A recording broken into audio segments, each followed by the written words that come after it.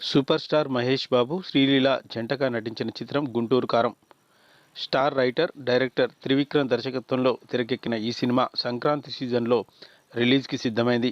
యూఎస్లో అత్యధికంగా 5,000 థియేటర్లలో రిలీజ్ అవుతున్న తెలుగు మొదటి చిత్రంగా రికార్డులను సృష్టిస్తుంది 'గుంటూరు కారం' సినిమా. ఇదిలా ఉండగా రీసెంట్గా రిలీజ్ అయిన 'కుర్చీ మడతపెట్టి' సాంగ్ టాప్ ట్రెండింగ్లో నిలుస్తోంది.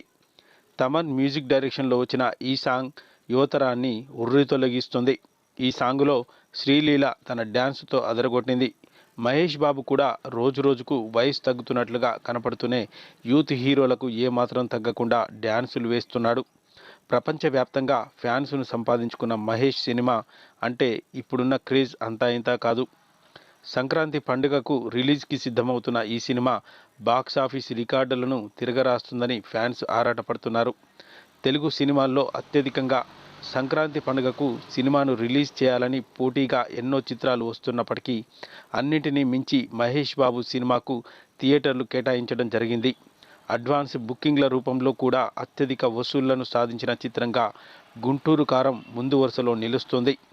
స్టెప్స్, డ్యాన్సులు మాత్రమే కాకుండా యాక్షన్ సీక్వెన్స్లో కూడా 'గుంటూరు కారం' సినిమా తనదైన శైలిలో దూసుకుపోతుంది.